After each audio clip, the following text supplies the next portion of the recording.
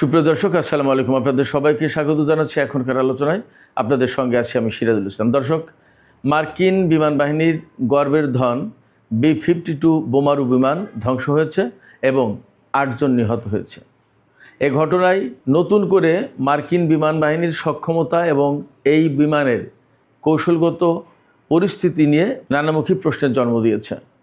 দর্শক, কেন এই বিমান দুর্ঘটনা ঘটল, এই বিমানের গুরুত্ব কী এবং ইতিহাসে এই B-52 বোমারু বিমানের আরও বড় কোনো দুর্ঘটনা ছিল কিনা, এই সমস্ত বিষয় নিয়ে আলোচনা করব। একই সাথে গুরুত্বপূর্ণ আরেকটি বিষয় থাকবে, হরমুজ প্রণালী দিয়ে এরই মধ্যে ইরান অন্তত 5টি জাহাজ চলাচল করেছে একেবারে বিনা বাধায়, মার্কিন বাহিনীর কোনো বাধা ছাড়াই।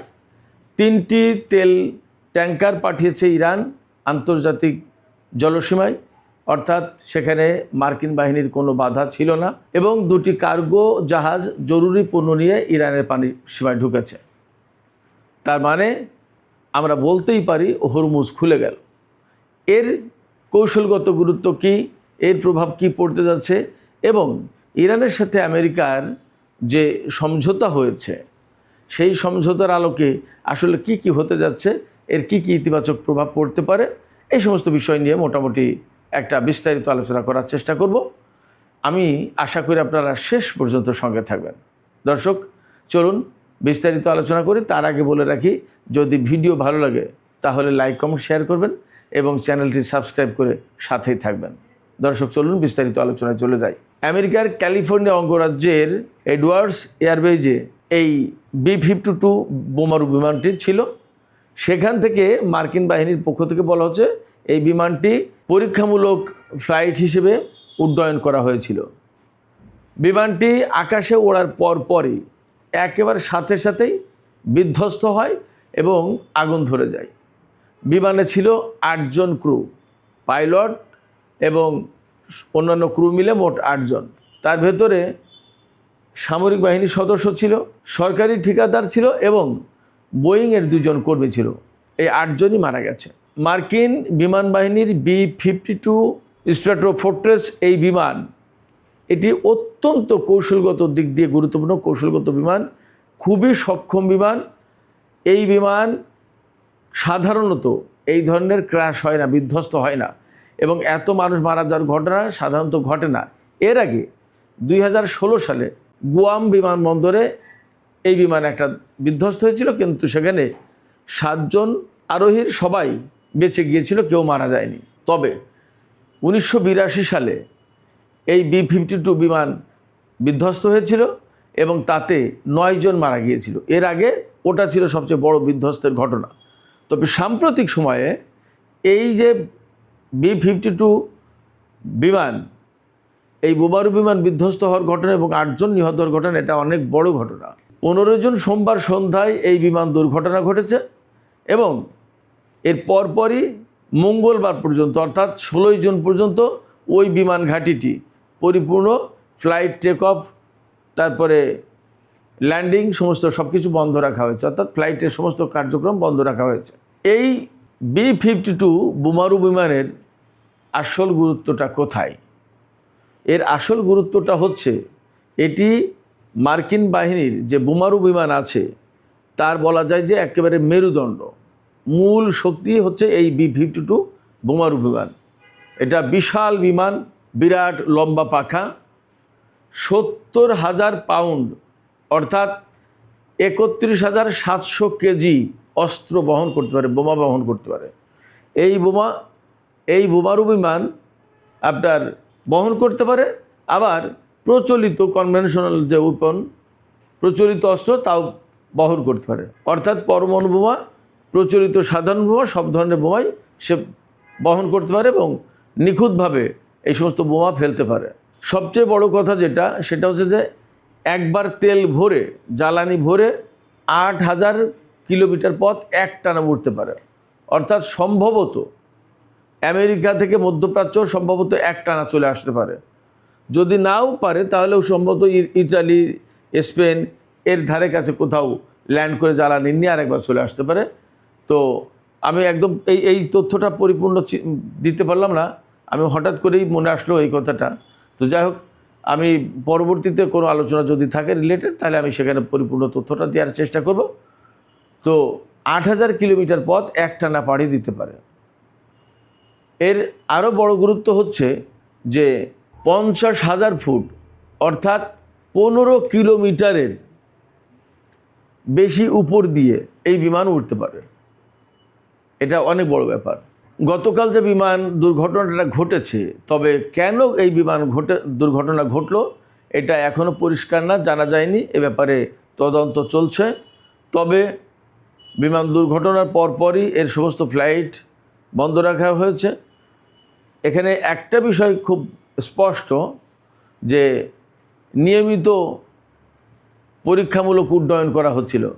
এই বিমান তৈরি করা হয়েছে 1950 সালের দিকে। এখন কেন নিয়মিত পরীক্ষামূলক উড্ডয়ন? কী পরীক্ষা নিরীক্ষার আছে? বাস্তবতা হচ্ছে মার্কিন সামরিক বাহিনী তাদের বিমান, তাদের জাহাজ, তাদের সমস্ত সব কিছু আপগ্রেড করে। এই বিমানের রেডার সিস্টেম মডার্নাইজেশন করা হচ্ছিল, রেডার সিস্টেম আধুনিকায়ন করা হচ্ছিল। তার মানে আমার ধারণা, এই যে ইরানের সাথে যে যুদ্ধ গেল আমেরিকার, সেই যুদ্ধে কিন্তু B-52, B-2 স্পিরিট বিমান, এই সমস্ত বোমারু বিমান ব্যবহার করা হয়েছে।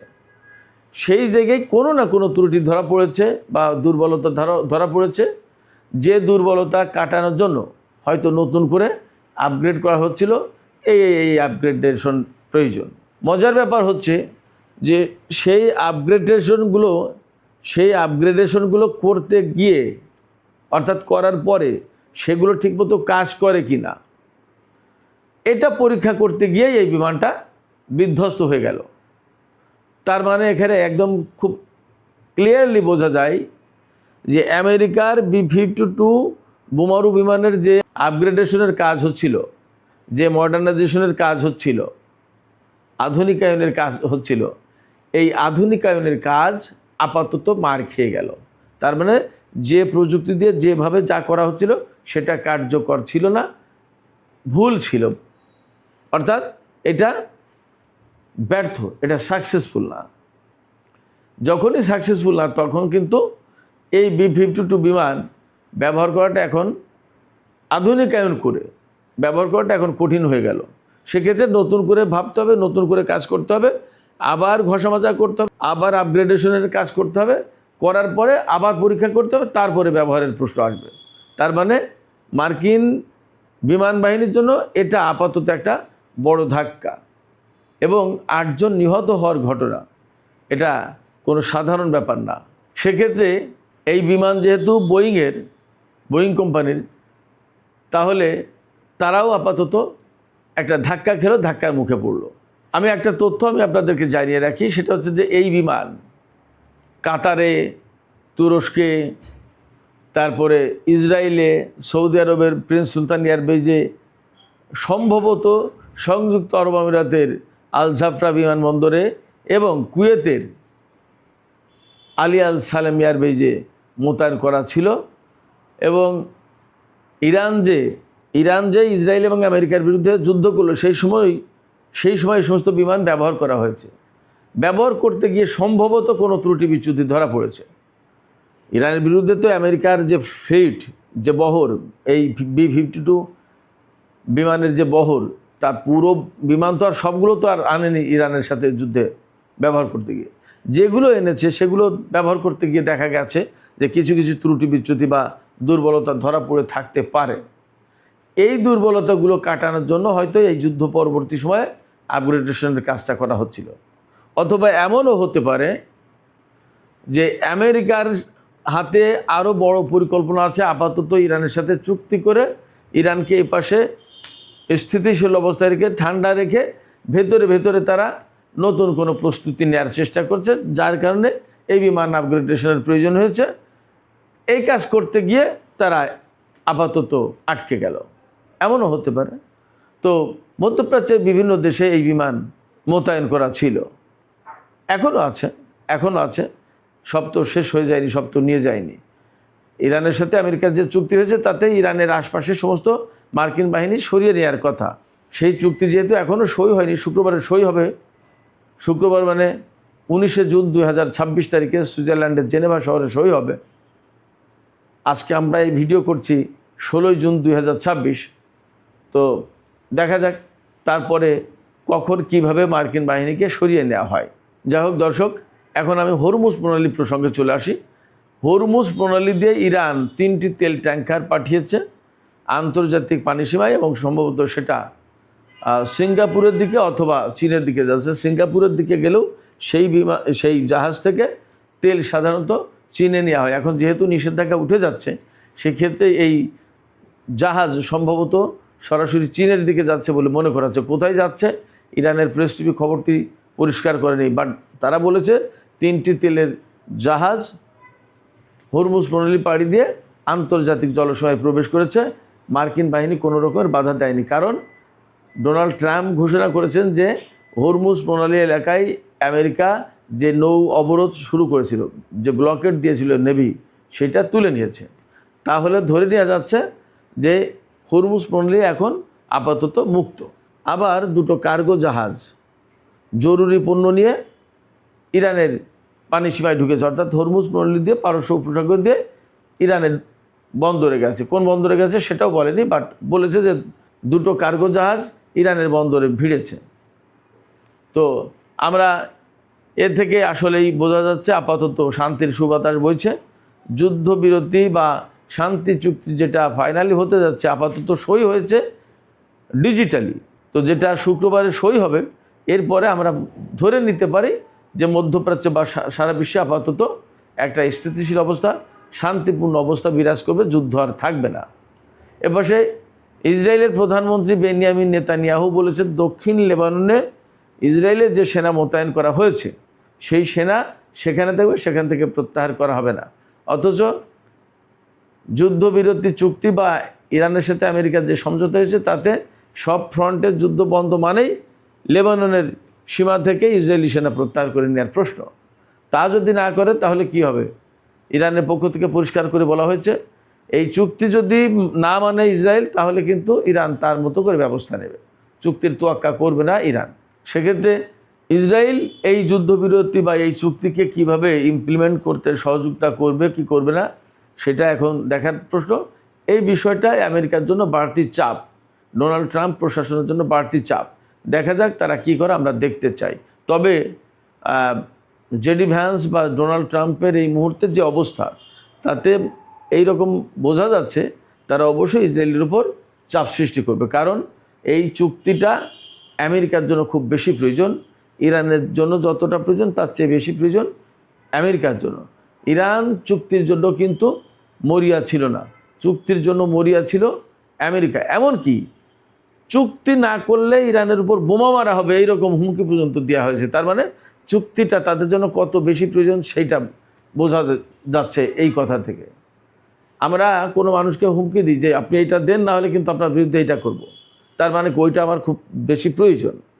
আমেরিকার জন্য এই চুক্তি খুব বেশি প্রয়োজন ছিল, এই জন্যই তারা ইরানের বিরুদ্ধে হুমকি ধমকি দিচ্ছিল। কিন্তু ইরান তো কোনো হুমকি ধমকির কাছে মাথা নত করা জাতি না, সেক্ষেত্রে তারা মাথা নত করেনি। বাট আন্তর্জাতিক সমাজের দিকে তাকিয়ে বা নিজেদেরও প্রয়োজন আছে যে ঠিক আছে যুদ্ধ করাটাই তো শেষ কথা না, যদি চুক্তি করে ইরানের অনেক বেশি স্বার্থ আদায় করা যায়, মন্দ কি, করলামই না হয় চুক্তি।